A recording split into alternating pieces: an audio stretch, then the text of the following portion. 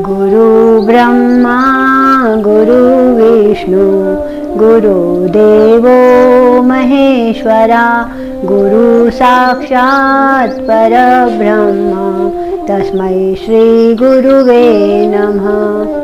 जय श्री राम, जय श्री हनुमान। आइए श्री राम कथा में प्रवेश करते हैं। काकभूषण जी महाराज कहते हैं कि श्री राम प्रभु, सीता मैया और लक्ष्मण जी अपने वनवास के अंतिम चरण में पंचवटी में निवास करते हैं।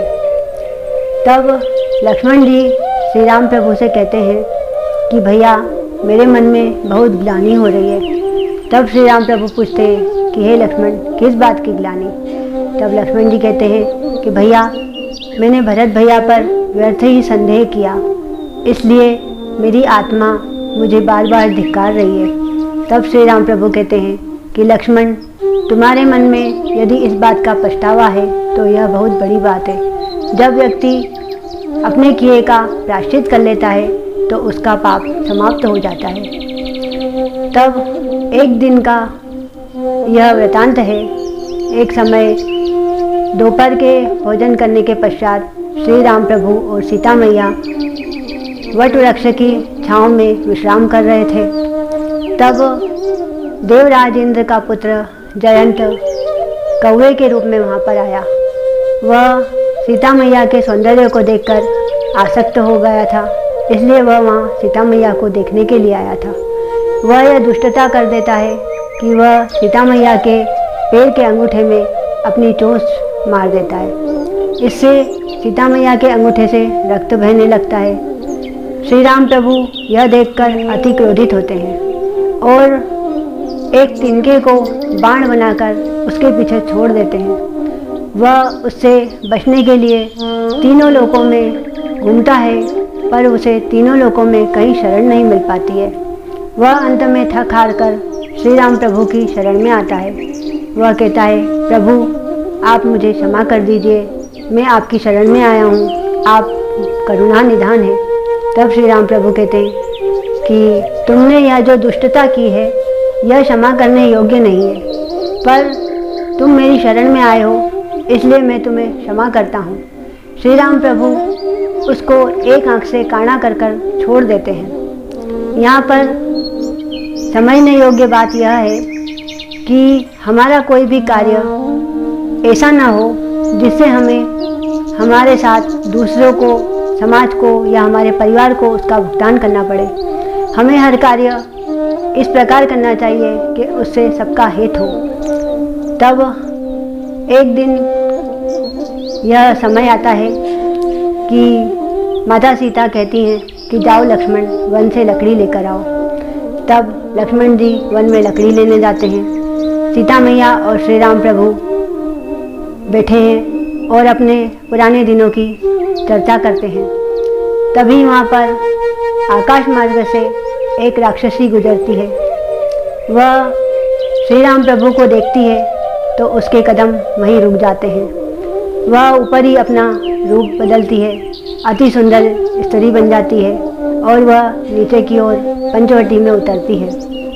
तब वह श्री राम प्रभु के सामने आकर खड़ी होती है तो श्री राम प्रभु उससे पूछते हैं कि हे देवी, आप कौन हैं, आपका परिचय क्या है? तब वह कहती है कि आपने त्रिलोक विजयी महाराज रावण का नाम तो सुना ही होगा। वह मेरे बड़े भाई हैं और महाबली, कुंभकर्ण और विभीषण भी मेरे भाई हैं। महाबली, खर और दूषण भी मेरे भाई हैं। मैं उनकी इकलौती बहन हूँ। मेरा नाम शूर्पणखा है। तब श्री राम प्रभु से वह कहती है कि आपका परिचय क्या है? आप मुनि वेश में दिख रहे हैं, आपका जो तेज है वह राजकुमारों जैसा है और आपके पास धनुष बाण है, तो आप योद्धा भी दिखाई पड़ रहे हैं। तब श्री राम प्रभु कहते हैं कि आपने धर्मात्मा महाराजा दशरथ का नाम तो सुना ही होगा। मैं उन्हीं का पुत्र राम हूँ और यह मेरी परिणीता भार्या सीता है। तब वह श्री राम प्रभु से कहती है कि मैं पति भाव से आपके पास आई हूँ और मैं आपके सामने विवाह का प्रस्ताव रखती हूँ, आप मुझसे गंधर्व विवाह कीजिए। तब श्री राम प्रभु कहते हैं कि नहीं देवी, मैं विवाह नहीं कर सकता हूँ, मैं एक पत्नी व्रत हूँ और मेरी भार्या मेरे साथ है। तभी वहाँ पर लक्ष्मण जी का आगमन हो जाता है। तब वह लक्ष्मण जी को देखती है और श्री राम प्रभु से पूछती है कि यह आप ही की तरह दिखने वाला छबीला मानव कौन है। तब श्री राम प्रभु कहते हैं कि यह मेरा छोटा भाई लक्ष्मण है। तब वह कहती है कि मैं इसके सामने विवाह का प्रस्ताव रखती हूँ। तब श्री राम प्रभु कहते हैं कि आप स्वेच्छा से विचरण करने वाली नारी हैं, आपको कौन रोक सकता है, आप प्रयास करके देख लीजिए। तब वह लक्ष्मण जी के पास जाती है तो लक्ष्मण जी से कहती है कि मैं आपके सामने विवाह का प्रस्ताव रखती हूँ, आप मेरे साथ गंधर्व विवाह कीजिए। तब लक्ष्मण जी कहते हैं कि हे गजगामिनी, आप अभी तो मेरे स्वामी के सामने याचना कर रही थी, अब आप मेरे पास आ गई, स्वामी को छोड़कर सेवक के पास आ गई, आप उन्हीं के पास जाकर याचना कीजिए, मैं तो उनका सेवक हूँ।